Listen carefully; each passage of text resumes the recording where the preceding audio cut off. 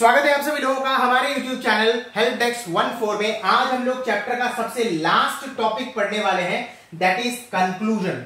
जो हमारा 9th का जो हिस्ट्री का जो चैप्टर है, फर्स्ट चैप्टर, उसका लास्ट टॉपिक है हमारा कंक्लूजन। आखिरकार जो पूरा बड़ा सा चैप्टर हमने जो पढ़ा, फ्रेंच रेवोल्यूशन पढ़ा, उसके आउटकम्स और फाइनली जो भी है लास्टली उस चीज को हम देखने वाले हैं। देखिए क्या होता है, लास्ट में हमारे पास मेंशन किया हुआ है कि इन 1804 that means 1804 Napoleon Bonaparte crowned himself emperor of France. 1804 में क्या होता है, नेपोलियन बोनापार्ट जो डिक्टेटर हमने लास्ट में देखा था ना, डिक्टेटर वाला, तो उसके बाद नेपोलियन अपने आप को, वहां पे इंस्टेबिलिटी हमको देखने को मिली। फाइव पीपल्स का बेंच ऑफ मेंबर्स जो बन रहा था, उसके बाद वहां पर लोगों में ही नहीं बन पा रहा था, उन लोगों के आपस में। जो टू लेजिस्लेटिव काउंसिल हमने देखा था, उनको आपस में बन ही नहीं रहा था। वो गैप देख करके, लूप देख करके क्या होता है, वहां पर नेपोलियन बोनापार्ट अपने आप को एज एम्परर वहां का प्रोक्लेम कर देता है, या यूं कह ले डिक्टेटर प्रोक्लेम कर देता है। फिर आगे क्या होता है कि he set out to conquer neighbouring European countries, disposing dynasties and creating kingdoms where he placed members of his family। देखिए क्या होता है कि ऐसा नहीं कि ये अकेले सब कुछ करता चला जाता है, ठीक है, रिस्पॉन्सिबल तो वो खुद ही है अकेला,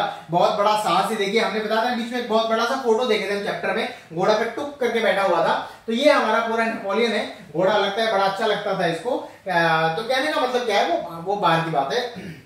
तो कहने का मतलब क्या है कि जिन भी कंट्रीज को वो एक्वायर करता था, जैसे मान लीजिए केवल ऐसा नहीं कि फ्रांस को उन्होंने टुक ओवर किया, आजू बाजू की जो नेबरिंग कंट्रीज थी उनके भी कुछ एरियाज को अपने मिलाने शुरू कर दिए, किंगडम्स बनाने शुरू कर दिए उन्होंने अपने। जो इनके फैमिली मेंबर्स होते थे या जो भी ट्रस्टेड पीपल्स होते थे, उनको वो वहां पर बिठाते थे। सपोज दैट मान लीजिए कि ये हमारा फ्रांस है, यहां पर मान लीजिए कि ऐसा डिक्टेटर कौन है, नेपोलियन जो है वो ऐसा डिक्टेटर है। आजू बाजू की जो एरियाज है, पोलैंड का कुछ एरियाज, ऑस्ट्रिया का कुछ एरियाज, पर्शिया का कुछ एरियाज, रशिया का कुछ एरियाज, तो क्या होता है कि इन एरियाज के छोटे छोटे हिस्सों को ये क्या करना शुरू कर देते हैं, अपने में मिलाना शुरू कर देते हैं, किंगडम बनाना शुरू कर देते हैं। तो ये चीजें चले, वो रुक नहीं रहा होता है। वहां पर देखने संभालने के लिए किसको बिठाते हैं, जो इनके खुद के फैमिली मेंबर्स होते थे या ट्रस्टेड पीपल्स वगैरह जो होते थे। आगे हम देखेंगे क्या, Napoleon saw his role as the moderniser of Europe. जाहिर सी बात ये था भी, ये अपने आप को एक तरीके से मॉडर्नाइजर के रूप में इंट्रोड्यूस करवा रहा था। करवा क्या रहा था, यूरोप जो बाकी कंट्रीज है वो इसको एज अ मॉडर्नाइजर समझ भी रही थी। इन्होंने बहुत सारे नए नए मेजर्स लेकर के आए, बहुत सारी ऐसी उपलब्धियां लेकर के आए, ऐसे रूल्स और कानून वगैरह बनाना शुरू कर दिया जो पहले नहीं था। वो सब कुछ आपको क्लास 10 में पढ़ना है। ये केवल इंट्रोडक्शन चीजें हैं जो नेपोलियन के बारे में हमारे पास दिया हुआ है। जब हम आगे बढ़ते हैं, देखिए क्या है कि he introduced many laws such as the protection of private property and uniform system of weight and measurements provided by the decimal system। decimal system पहले नहीं हुआ करता था। जो चीजें 1 रुपए की मिली, क्या है कि रुपए नहीं चलता था, बस आपको हम समझा रहे हैं। तो लिबर वगैरह जो है वो चलता था, वहां की करेंसी थी। तो कहने का मतलब जो चीजें 1 लिबर में मिलनी है वो उतने मिलती थी। बाद में जब डेसिमल सिस्टम का इंट्रोडक्शन हुआ तो वो 1.5 में भी मिल सकता था। ये एक बढ़िया बेनिफिट था। उसके अलावा देखेंगे हम वजन को लेकर के, जैसे कहीं पर 800 ग्राम का 1 किलो माना जा रहा है, कहीं पर 900 ग्राम का 1 किलो, कहीं पर 1000 ग्राम का 1 किलो। ये अलग अलग हमको डिस्क्रिमिनेशन देखने को मिलता था, जिसको भी इन्होंने सिंगल किया। यूनिफॉर्मिटी लेकर के आए, उसमें प्राइवेट प्रॉपर्टी के लिए भी कानून लेकर के आए। तो चलिए आगे बढ़ते हैं। तो आगे बढ़ने के साथ देखिए हमारे पास क्या दिया हुआ है कि जैसा हमने नेपोलियन को बढ़ते हुए देखा, वैसा ही हम उसको गिरते हुए भी देखेंगे। शुरुआत में इसको हार्बिंगर ऑफ लिबर्टी कहा गया था, बाकी दूसरे लोगों के द्वारा, जो फ्रांस के बाहर जो अलग अलग किंगडम्स इन्होंने किए थे, छोटे छोटे ट्रिप जो क्या बोलते हैं टेरिटरी जोड़ा था उन्होंने। देखिए इनिशियली शुरुआत में क्या होता है कि many saw Napoleon as a liberator who would bring freedom for the people. लोगों को लगता था कि ये मसीहा है भैया, इसको बुला लो, उसको बुला लो। अभी जो राजा से परेशान हो रहे हैं, इतने सालों सदियों से इतने ज्यादा परेशान हो रहे हैं, इसको बुलाओ, यही वो आदमी है जो हमको आजादी दिलाएगा, दूसरा कोई नहीं दिला सकता। शुरुआत में बहुत बाहें खोल करके लोग उसको बुला रहे थे।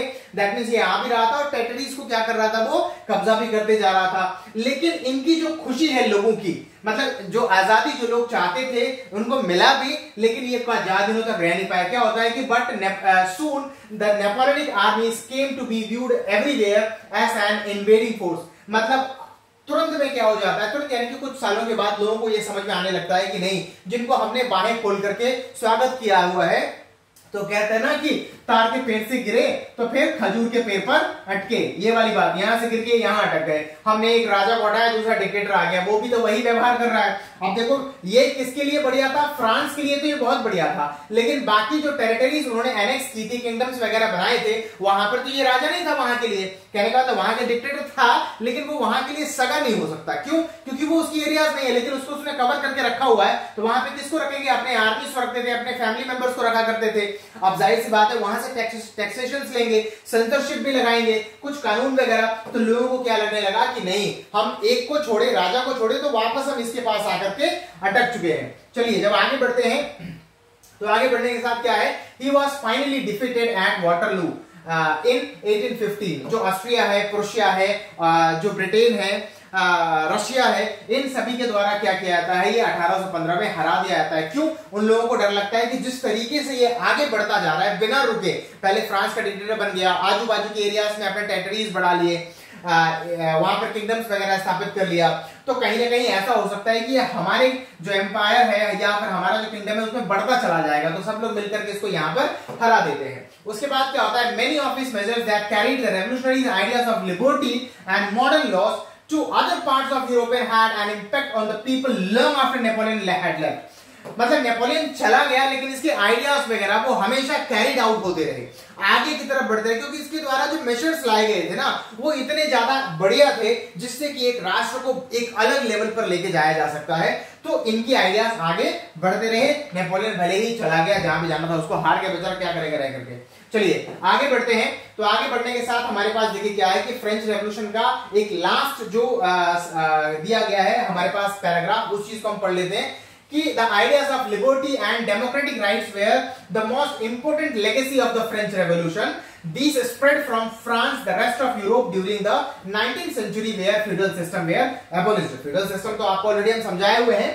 तो फ्यूडल सिस्टम खत्म होने तक से लेकर के जो लिबर्टी का आइडिया है, जो डेमोक्रेटिक राइट्स वगैरह है, ये आगे की तरफ चलती रही। कहने का मतलब 19th सेंचुरी तक चलती रही, इसके आगे भी इसका इंपैक्ट हमको देखने को मिलता रहा है। उसके बाद क्या है, क्योंकि लोग समझ रहे हैं कि आखिरकार लिबर्टी क्या है, डेमोक्रेटिक राइट्स क्या है। ये कब नहीं समझ रहे थे, जब मोनार्की वाला सिस्टम चल रहा था।